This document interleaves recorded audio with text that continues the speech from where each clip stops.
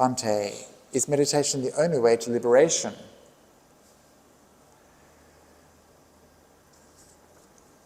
The Buddha said that to get to the heartwood of a tree, you need to go through the softwood. He said, all beings that have been liberated have gone through the same path. And so that path is the Noble Eightfold Path, and that is not just meditation, but ethics, livelihood, developing wisdom. But meditation is a key part of that path, and we need meditation to see clearly into the nature of reality, to develop the sharp mind that can see clearly. And so meditation is an essential part of the liberation process. But it's not the only part.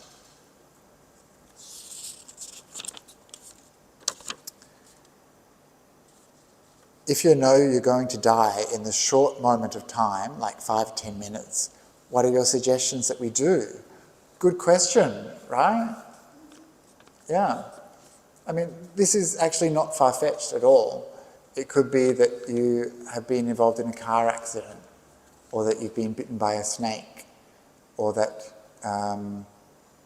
you're having a heart attack. So what should you do? So you should compose your mind. There's some good suttas about this. The Girimanda Sutta and the Bojjhanga Sutta, one of the... No. Girimanda and many suttas where disciples of the Buddha were sick or dying, and where they were given instructions to focus on things like not self, and develop different stages of meditation. However, for us, we might just want to compose the mind and use these last few moments to reflect upon our good qualities, which is something I mentioned before, to help inspire the mind. Perhaps, I don't know, perhaps on your deathbed you will suddenly, develop satipatthana, and you will develop liberating insight, who knows.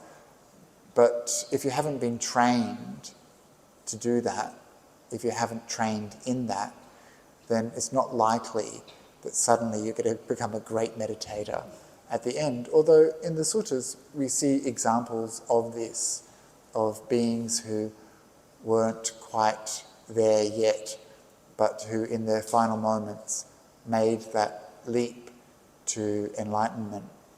So there's hope for us yet, but those disciples were already quite well attained and highly trained.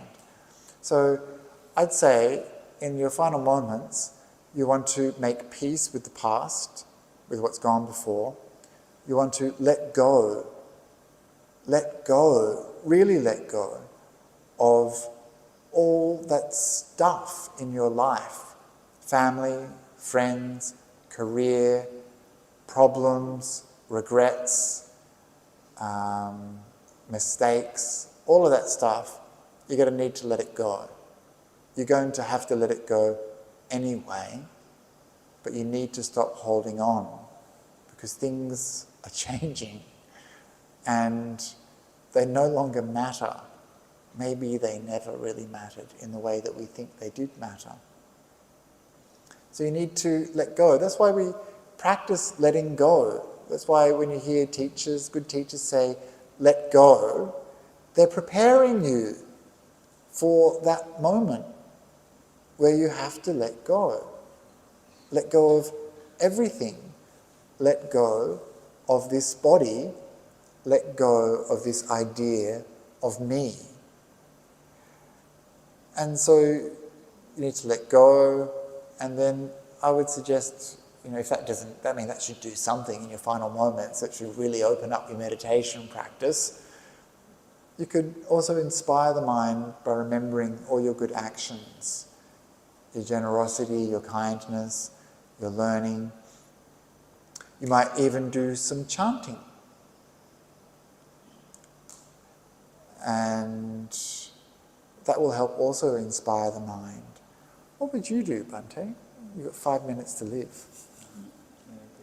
Meditate, yeah. And the interesting thing about the dying process is that it's the mind is starting to separate from its bodily prison. And when we hear things like, you know, people having these near-death experiences, or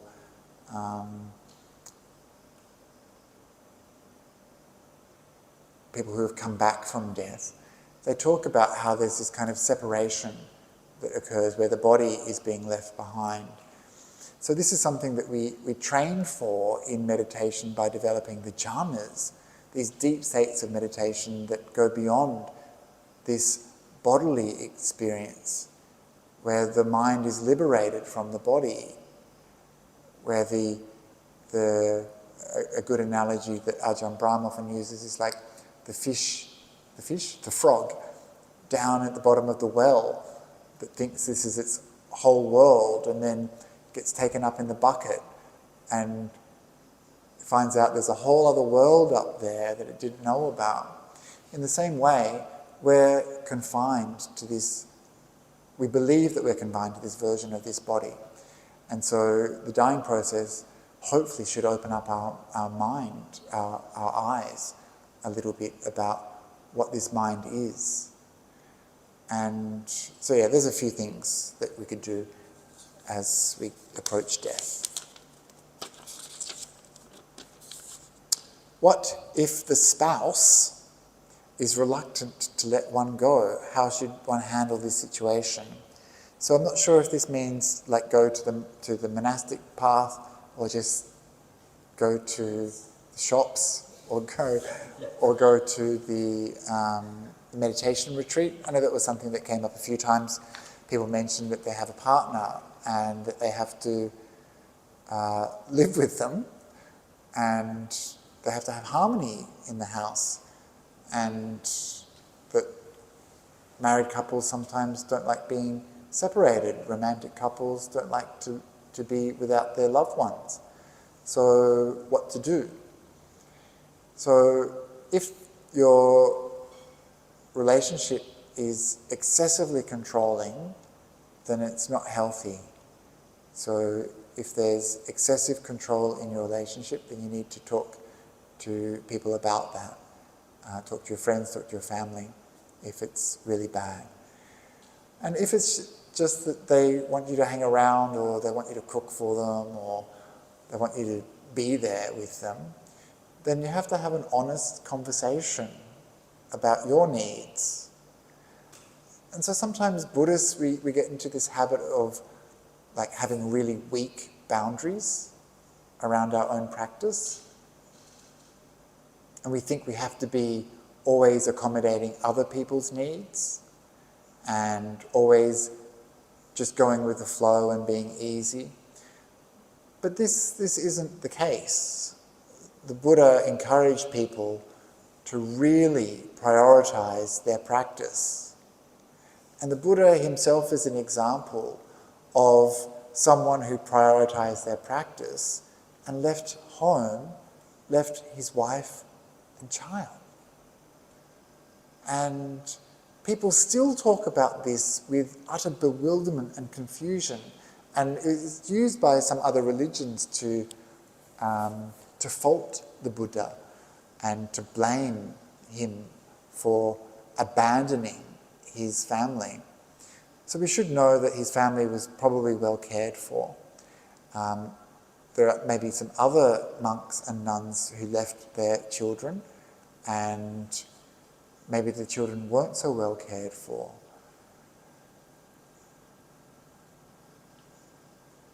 So who knows? There was one story that I can't fully remember. I think it was a man and a woman who were both keen to ordain. I'm not sure where this story comes from, but I think it's from the Jatakas, and I remember Bhante Sujato telling it. And they were both keen to ordain, but they had children. And so they're like, oh, one of us has to stay behind. Which one of us will it be? And I think they decided to wait a little while. Is that right? And then the woman says, look, I need to go out and get some food to feed the kids. And she disappears. She just does a runner. They had this agreement, and she was like, whatever, see ya. And she left. And she left him with the kids, to look after the kids. And so we have examples like this. And that might seem shocking and terrible, but when you put it into that bigger context, remember, all beings, as we heard this morning, have been our mother or our daughter or our brother or our sister.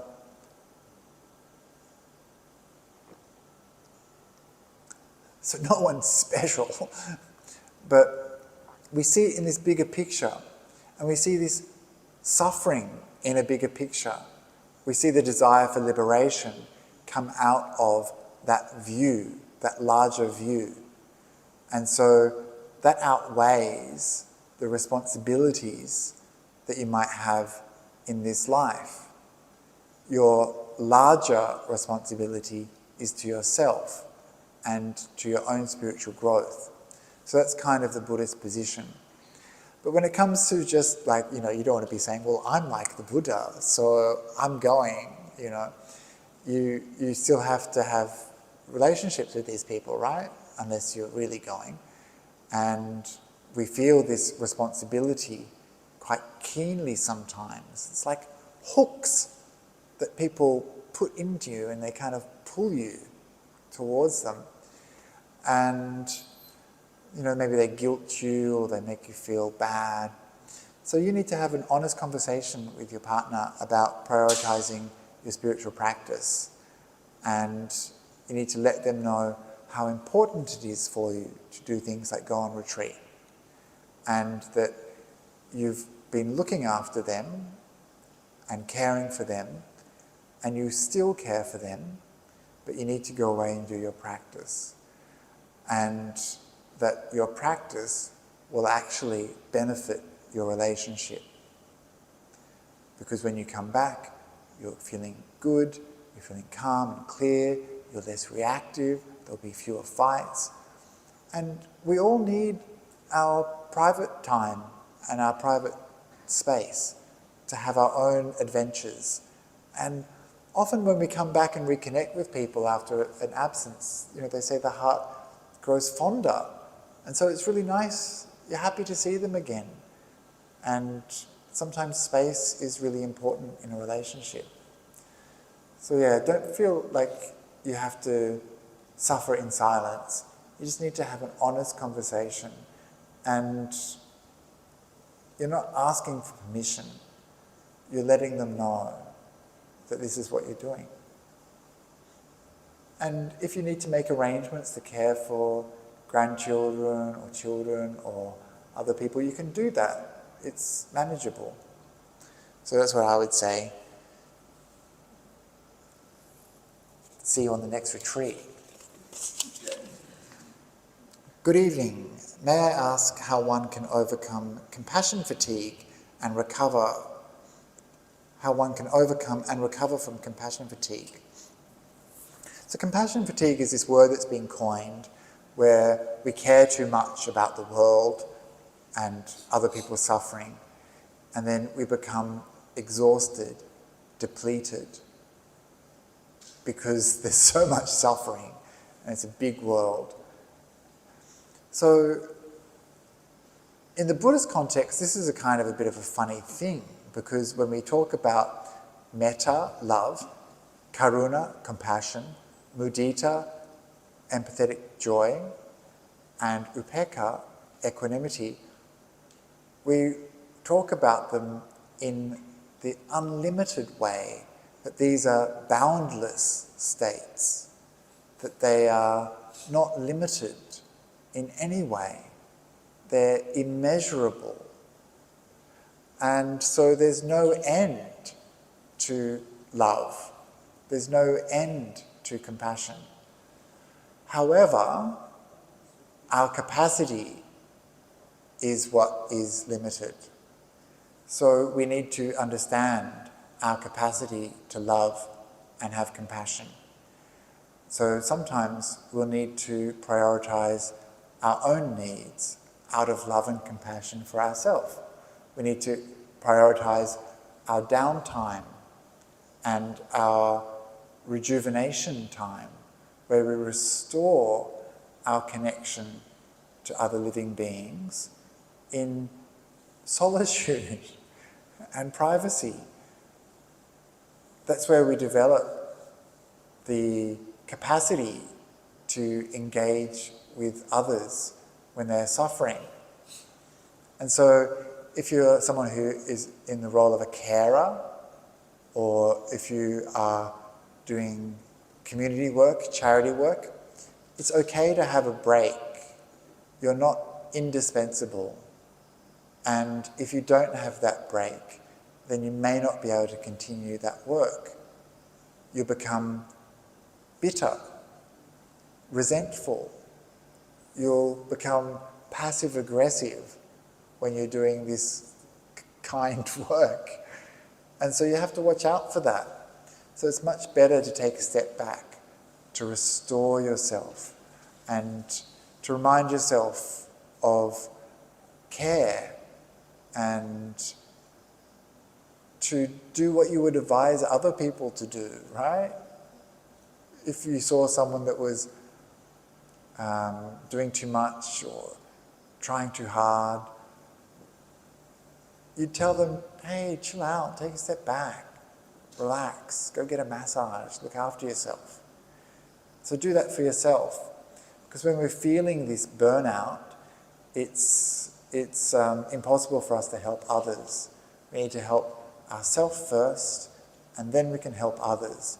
Put the oxygen mask on yourself first, and then help others. So that's how you've got to think about it. Yes?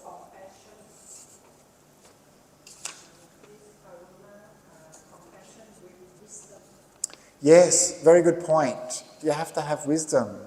You don't want to have blind compassion, which is another problem for Buddhists, that we kind of like sometimes quite unskillful in the way we practice compassion. But that's another conversation another time. Okay.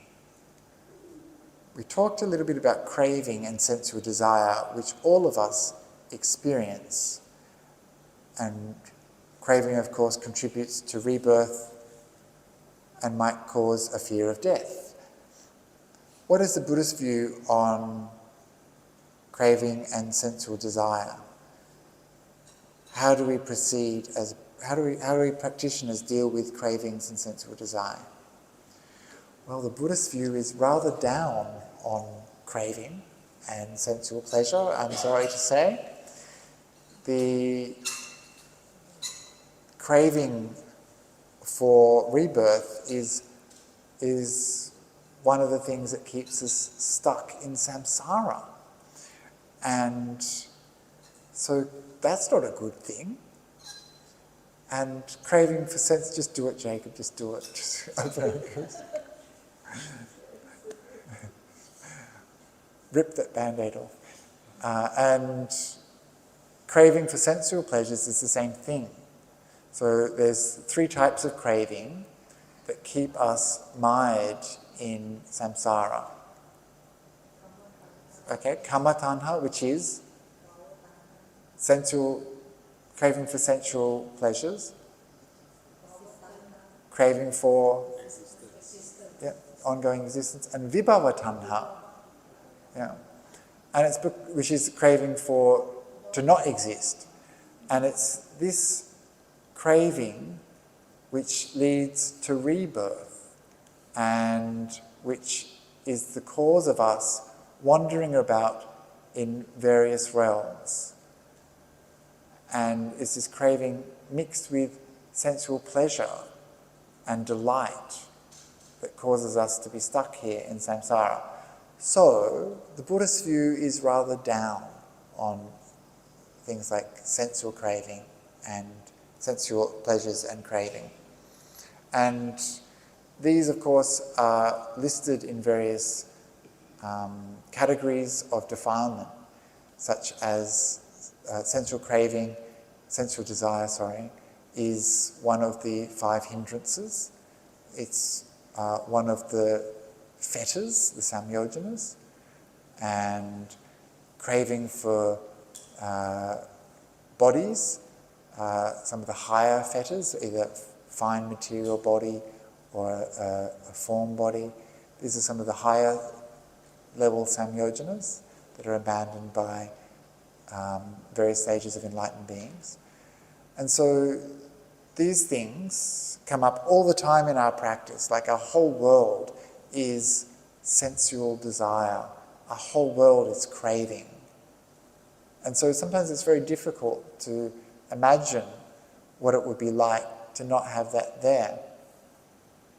And sometimes we get a glimpse of it in our meditation practice, actually, where we are not experiencing any sensual stimulation, we're not wanting anything, we're not desiring anything, we're just experiencing calm, peace, contentment. And that can be incredibly sweet and blissful. And we learn as we meditate that all of those sensual pleasures, so insubstantial, so ephemeral, and so much work. But we can get happiness not from those things, but rather from an internal source, which is not reliant upon any of those sensual pleasures, any of that craving for those things, that there's a happiness that we can find within ourselves. And so that's how we train. We train to see the drawbacks of sensual pleasures, the drawbacks of craving, and we train to see where there's an escape from that. So that's a very brief comment. What? I think that just says questions.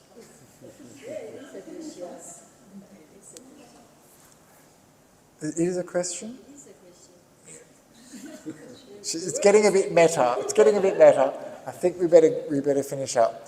So this kind of stuff is interesting to think about, and maybe the practices that we've been doing this weekend haven't explicitly addressed this in terms of sensual desire or craving, but these are really important cornerstones of Buddhist practice. And if you kind of think about the stuff that we've been doing, you'll see that the practices that we've been doing also help us understand these things, like seeing the impermanence of sensual pleasures helps us understand that maybe they're not worth chasing. Seeing this desire for a younger body, for health and well-being, this is a pointless kind of craving. It doesn't help. You can't crave youth. Well, you can, but it won't help you. You can't crave forever life. These things are pointless, and yet we spend our entire time, craving the products for the face, craving for vitamins that are going to make us healthy or whatever. We spend our entire life, trying to make these things reality, but they're just in the way of seeing the truth. Anyway, I've been talking too long and my words are starting to get confused and not come out properly, so we should finish up. And I'll see you tomorrow morning at 6 o'clock for chanting in the Metta Hall, which will be open all night long. So if you're in the middle of your night, feel like meditating, you can go to the side door and do some practice. Otherwise, there'll be some people in there at 5 o'clock. Tonight, before you go to bed, meditate and reflect upon the stuff that we talked about. Remind yourself that you might not survive the night. How have you been living? Pretty well. You've done pretty well, right? You should be quite happy. Do we do the sharing of merits before we finish? So this is a way to inspire us and something you can reflect upon as you fall asleep tonight. So we've collected so many merits today, right? So much. It overflows. And we can't keep this goodness to ourselves. We have to share it. And so we dedicate this merit from all the good actions we've done to all living beings. We chant these words together. Idam me nyati nyam hotu sukhita hontu nyateyo. Idam me nyati nyam hotu sukhita hontu nyateyo. Idam me nyati nam hotu sukhita hontu nyateyo. Sadhu, sadhu, sadhu. So for those who don't know, sadhu just means awesome, good, well done. And so now we pay respects to the Triple Gem.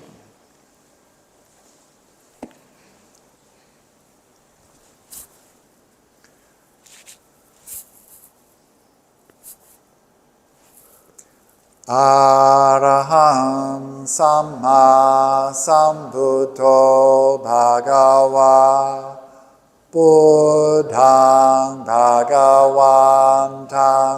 Abhivademi.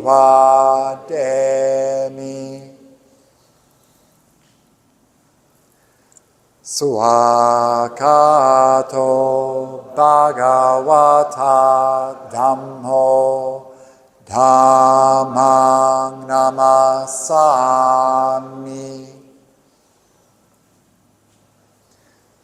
Supatipano Bhagavato Sāvaka Sangho Sanghang namami.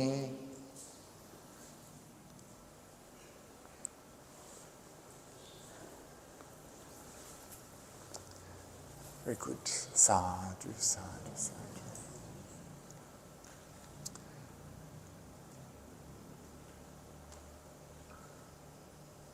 So see you tomorrow morning, bright and early. Have a good night. Stay alive.